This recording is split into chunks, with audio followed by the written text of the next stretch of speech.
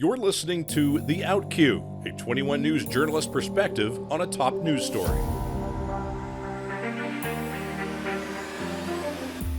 Good afternoon. It is Friday, May 17th. I am Assistant News Director Justin Mitchell, and you are watching The Outcue. This week, we're taking a look at a type of story that develops sometimes that we think of as sort of like a consumer story. Sometimes we even call them consumer watchdogs.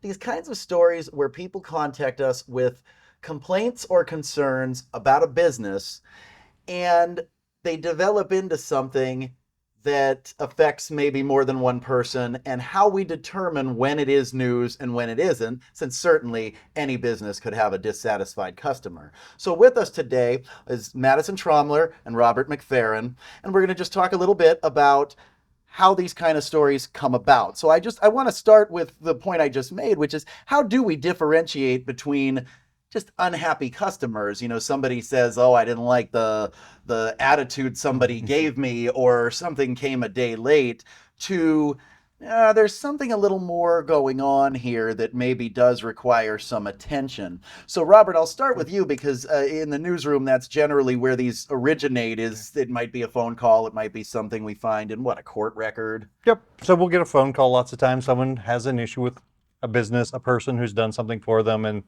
I mean, lots of times these go nowhere. You know, they're just a single person calling, they're unhappy, and we look at it, we check into it, we take every call seriously. We always look into everything, but every once in a while, then we'll start going through, we do our homework, we start looking at the records, we start looking through court records to see.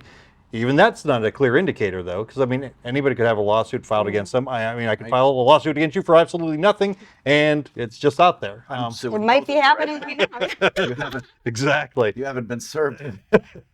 So then we start finding, if we find other people that have filed lawsuits, then we usually try to find what's your concern. We start expanding then we find a common theme.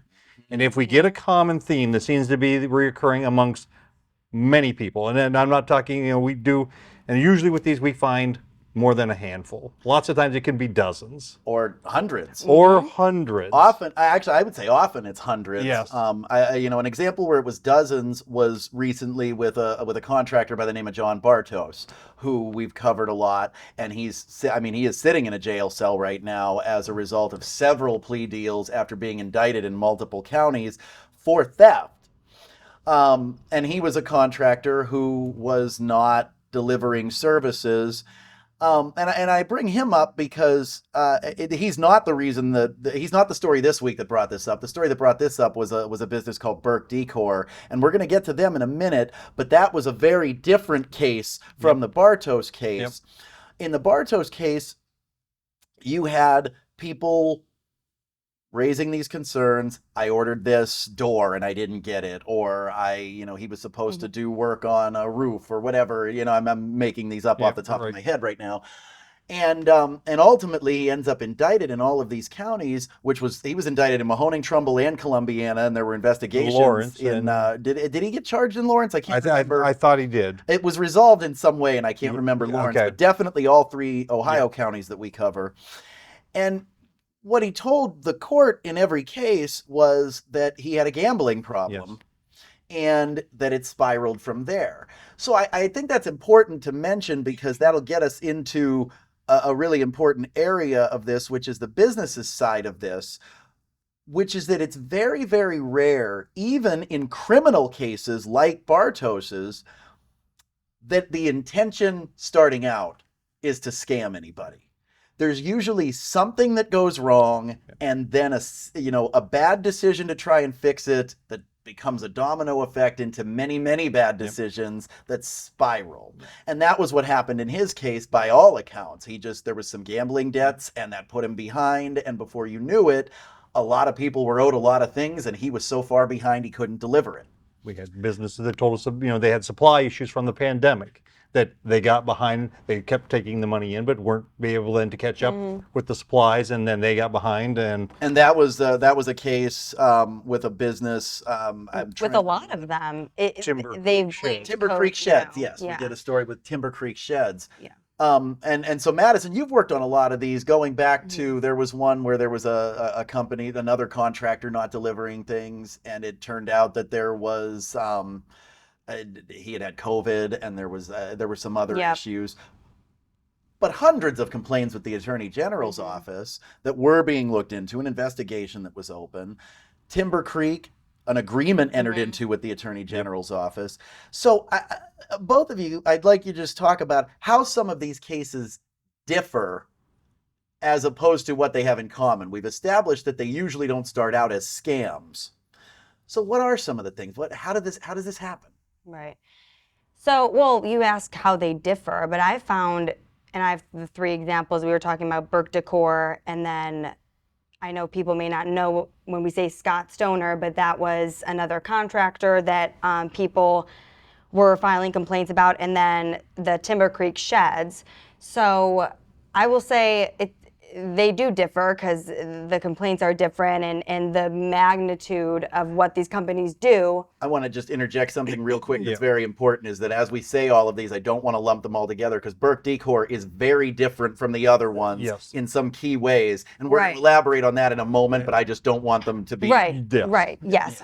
Very, very different. But in some ways they, as you said, when people are calling them, if they're saying this is a scam, that's most of the time not true at all. And that's something that a private company could sue someone over, being called, a scamming company, if that's obviously not true.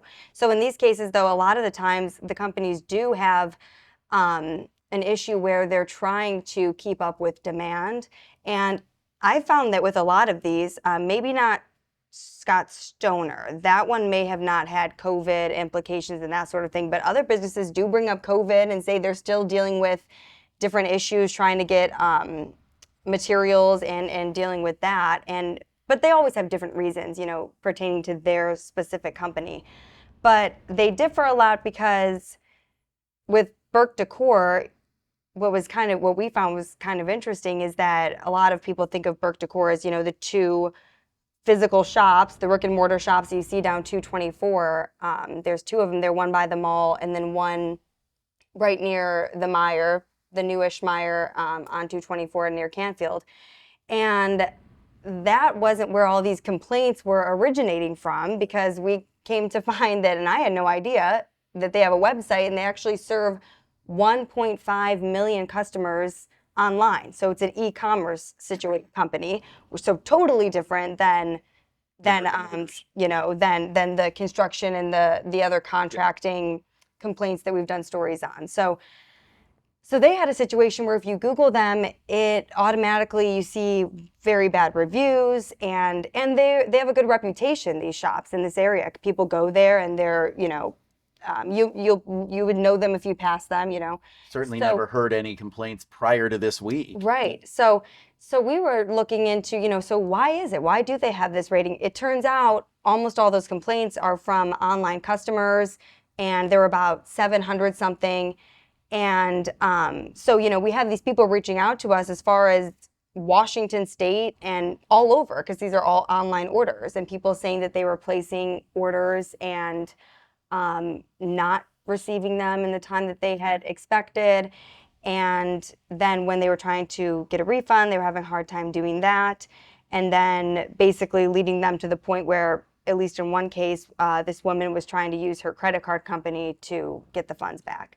So that was all an online situation with a local company that has a totally different business model.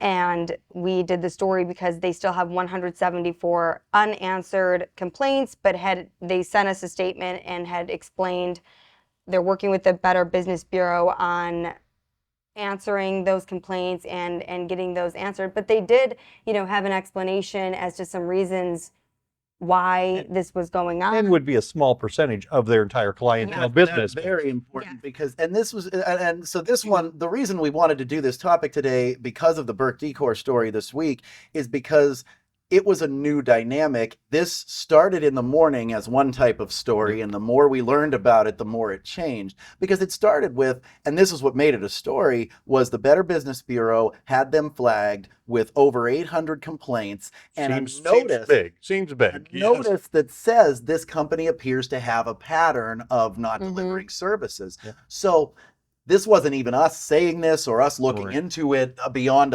I think, one email. It was right there, and the Better Business Bureau was essentially telling the public, beware of this. So 800 some complaints, and then 57, I believe, with the Attorney General's office also. And that's not counting the bad review. Bad reviews is probably not going to get you a news story. It's got to be a higher level than that. But the Better Business Bureau, and certainly complaints with the Attorney General's office. And again, and this is another point that I think that is important to bring up. We're not experts in, anything but news. We have to become experts in everything we look into. So when I see 800 some complaints, that might be the cost of doing business. I've got to do a comparison. I've got to talk to somebody and find out, is that a lot of complaints?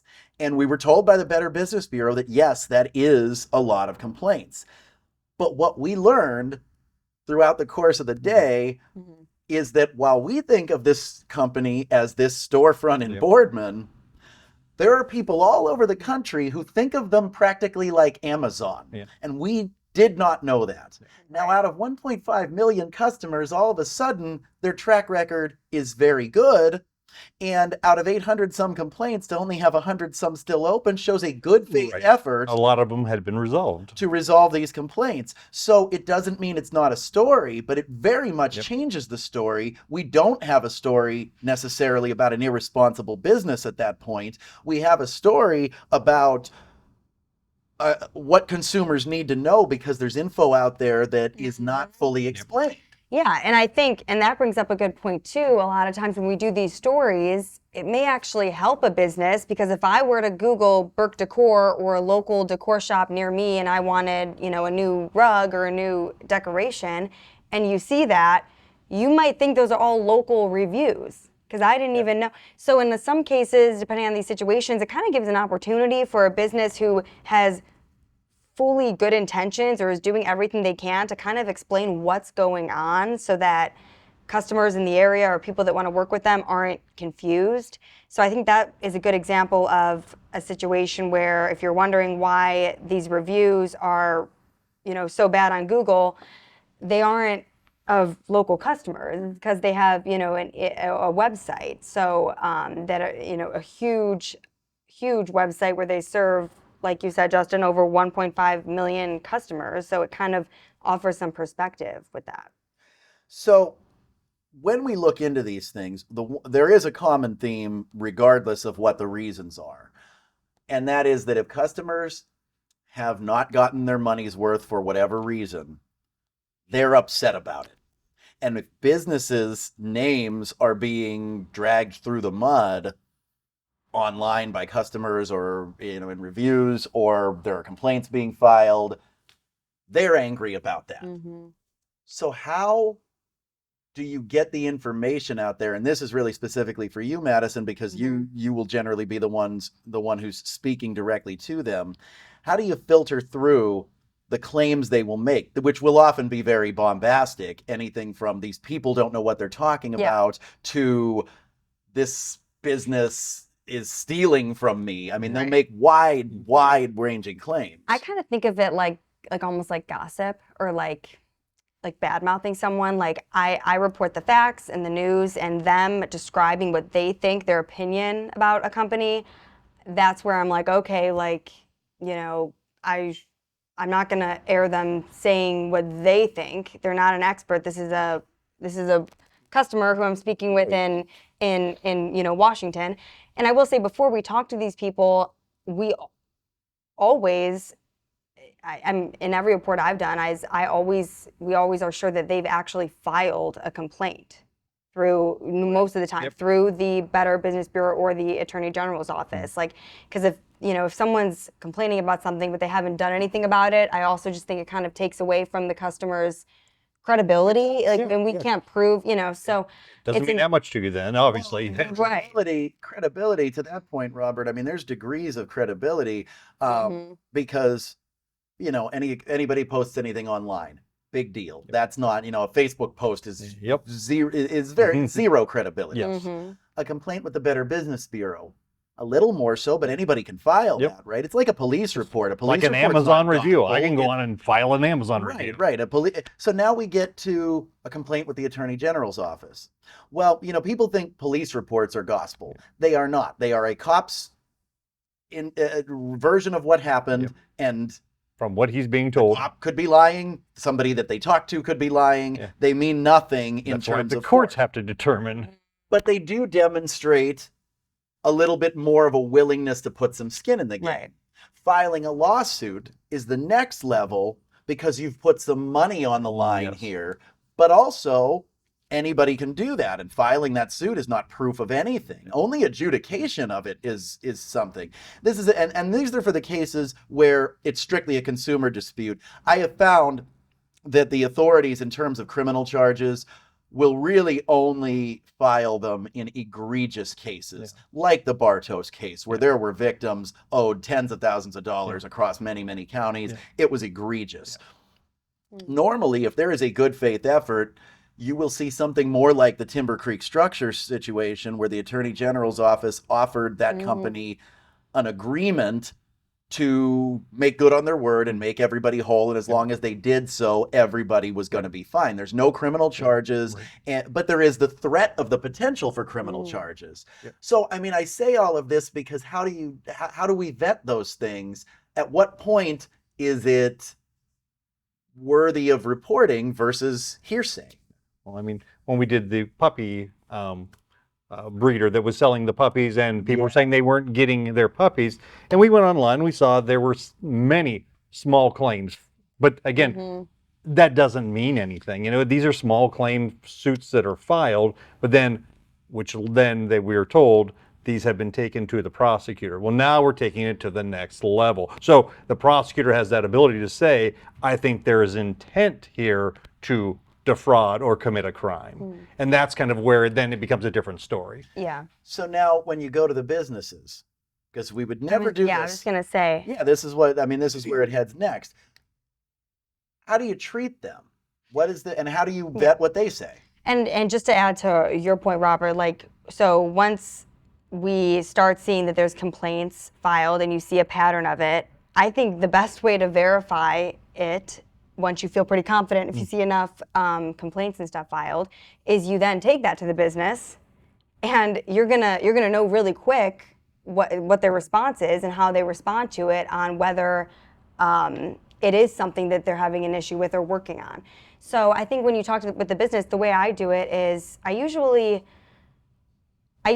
make sure to include any other information that I already know about them as to why they maybe, let's just say they're behind on orders or something like that. For example, just using Burke Decor as an example, because we did that story this week, and they actually had not something that we could verify, but it was this, sorry, what is it called? The press wire, or the PR Newswire, where they had a statement out. So they had an explanation as to what they were dealing with. So I usually, when I leave a message, I say, I understand, I read what this says here, so you guys are pointing out that you're dealing with. And this was essentially like a change in software and something, or in the credit processing system, and something didn't work the way it was meant to, and it caused that. a delay. Yes, and restructuring some of their financial model and hiring new staff, and they had this entire information laid out, which ended up actually being similar to the statement that they sent us. But so I think when I call them, I bring up some of those points, say, we understand this, and we're really looking for you to explain kind of what's going on here, if something's going on, so that these local customers can. Didn't end up being local customers, but so that customers in the area who see, who see your business can get a little bit better of an understanding of what's going on here. And I think when you reach out to them and you hear from the business, if they're like, no, this is absolutely not true, those complaints are completely invalid, they did get their, they will tell you. The last thing a business is gonna, you know what I mean? So, and we did hear back, and they did respond with a statement explaining those things that we had mentioned. So I think that's kind of how I would say that you know for sure when the business is acknowledging what's going on, and when you have the Better Business Bureau acknowledging.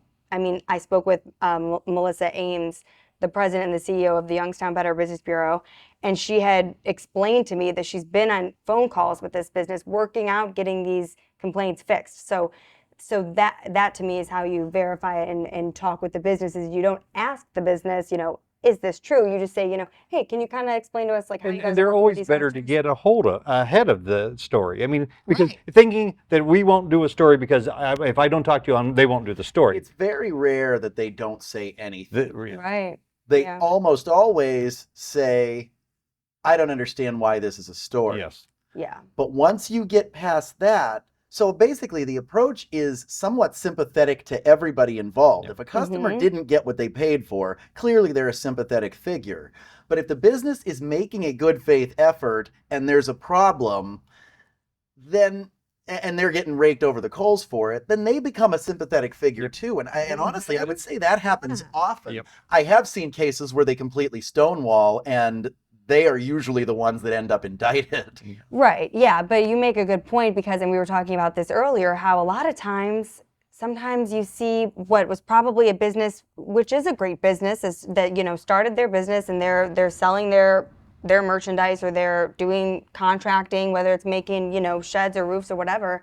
And who knows, maybe they're so great at it that one day they're getting all these calls and all these orders and all this demand, and we're not business experts. Like, I don't know how to run a business and, in that moment what I would do, but it sounds like there's always this story or some sort of rumor or something that we hear where they got a bunch of orders or they got some sort of influx. Yes, too big, too fast. Yeah, and like any good business owner, I'm sure they wanted to make all their customers happy, and that's where those complaints maybe started. Well, I mean, there's an old saying that that more businesses die of indigestion than starvation, and it's exactly that point that sometimes it gets too big too quickly. You see this with restaurants a lot, where you see, a restaurant It's the might, hot spot. right, it might, most restaurants struggle. It's a tough business, but then you'll see them where they're very successful, and so they expand, open another location, and that might work too. But at a certain point, if they've opened 5, 6, 7 locations, they've oversaturated, now they're in trouble. And how did that happen? Everyone knows them, everyone loves them. And it's something like that that they just simply couldn't keep up. So these are complicated stories for everybody involved, and they run high with emotion. But when you get right down to it, I can't recall, and tell me if you guys can recall any of these types of stories where there was really a really clear villain. I mean, even like I mentioned, the Bartos case is the closest I've seen, but even that was essentially a personal failing he's trying to rectify that in the course of doing so spiraled out of control. Not a guy who was sort of rubbing his hands together trying to steal from people. This is not a phone call you receive who's just trying to steal money from you, a scam that you would see or hear from.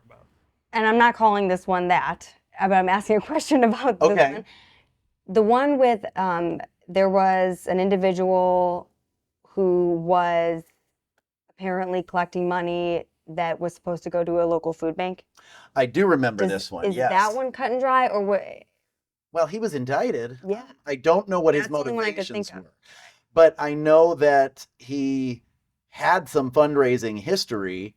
So now, you know what? I mean, I'm deliberately not saying his name Well, because yeah. I don't know enough about Yeah. him. You had asked, and I was thinking, is that a situation? But like, I don't know enough about it to tell you for sure where I think his motives were. Right. It was bad enough that the Attorney General got involved, mhm. but I don't know how it started. It may have very well been. Yeah. Well, what I do remember about that case is that at least some of the money went where it was supposed to go, and so it very well may have been another case of. It wasn't quite a business because this was a charitable endeavor, but biting off more than you could chew. Yeah, but it seems like the point with these stories is they aren't done to, like, they aren't necessarily like us looking into whether or not a business is doing what these people are saying it's doing. It's more looking into an explanation as to what's going on. What's really going on. Yeah, the business and opportunity. And I think in a sense, when you're dealing with a local business who has all these complaints and people are reaching out to us, it is newsworthy in a sense of like, this is a local shop that people go to, and they're going to want to know if it's valid, if these things that you see on the internet are valid or not. So I think we're able to explain it a little better. The bad information that's out there can hurt the business. Us providing clarity can really only help the situation as long as we're fair about it and always talk to the business also, and not just amplify consumer complaints, which I can't think of a case where we've done, because that's simply not something you would do. So you can help the business by getting to the explanation, and you can help the consumers because you can give them sort of a path for how to be made whole. So we've talked about filing complaints with the Attorney General's office. I think the best way to do that is if you talk to the company. If the company doesn't come through, you could go to the Better Business Bureau. If that doesn't happen, you can go to the Attorney General's office. And in a worst case scenario, such as the Bartos situation, a court could order restitution be paid. But there are ways then for consumers to be made whole, and they need to know about that. Are there other things I'm missing about what a consumer can do? What, to get their money back? Yeah, if they have a complaint, what's a good thing to do versus a bad thing to do? Like, for instance, I would argue that even though it helps us sometimes, taking directly to social media is not effective to fair. It just pile on. People just get in there and start piling on without facts or knowledge. And it's quite frankly borderline libelous sometimes. I think for someone to not do their due diligence, like, if you're just like calling the news and writing on Facebook and stuff, but you're not filing the proper reports, and also emailing the actual company and having, that in writing with the company is proper. And also, if it gets to the point where you're not getting your money back, if you paid with a credit card, you can get your money back that way. Potentially. But what not to do? I mean, I think from what we've heard from the Better Business Bureau, it's really, they really do recommend reading reviews, because that can give you an idea of, and if you read reviews and some of them, or maybe even a lot of them say things arrive late, every person's different. I mean, maybe that doesn't really bother you if you don't need something for a while or something, but like, you reading the reviews is going to give you an idea of how people tend to feel about them. And that's what the Better Business Bureau is there for. Yeah. I mean, most of the businesses we talked today all had F ratings on there for some reason. Yes. Right. And that's a place that vets this a little more than just, social media or something, where several complaints on social media might mean absolutely nothing. You could have 5 people who started posting because they're related to a competitor, Yeah, and I will say the Better Business Bureau, and I don't know the ins and outs of it, but they have a very specific formula and process they do to figure out your rating. Like, not everyone's created equal at all. And a lot of this has to do with the fact that Burke Decor, for example, the scale is a little different just because they have this huge online shop and have all these customers, and yet they're still a small business. So the scale is a little different than versus, Amazon or another local shop. Right. So how about the businesses? Is there something that is there advice, I guess, for how they should handle when this comes up and we come calling? The businesses that fare best versus the ones that don't fare well. What should they do? Yeah, I think they should just talk and explain. I mean, I have more say if I go and see you on TV and you seem angry and don't want to talk, I think I get a perception. I get a vibe from you. If I see someone who's pleading their case saying, here's what happened, I know we're trying to make this right. I feel bad for that person now. It changes my emotion towards them. It shows some willingness to be transparent and some willingness to be held accountable. If you say nothing, you can't be held accountable for anything. Whereas if you have made statements about what you're going to do, well, it's trustworthy because you're putting yourself on notice that you better deliver, and it does gain you some trustworthiness, as opposed to, and this is not because we'll write it in a way that makes you look bad or we're going to be mean to you. It's just that if the viewer is looking for what your explanation is and all they get is either a terse statement or a no comment, then their brains will fill in what your motives are, and it is usually going to run to the worst possible inclinations, and it might be unfair. So don't run from these things. If it's out there, it might be a tragedy for you that it's out there, and it might be unfair that it's out there. The only thing that can help that is to give your side of the story. Almost every time, there is at least something of a sympathetic side of the story for the businesses also. And so we always seek to make sure we have that as well. So are we missing anything, guys? I don't think so. I think we've covered it. Yeah. Well, then, then as always, if you've got anything you need us to know about, anything you'd like us to look into, anything that you think we should be talking about, you can reach us at news@wfmj.com, watchdog@wfmj.com. You can call our newsroom at 330-744-8821. You know, you can send us mail the old-fashioned way, but it's going to get to us a lot slower and sit in a little bin by my desk until I get a chance to type it in. So don't do that, please. But until then, we'll see you next week. This has been The Outcue.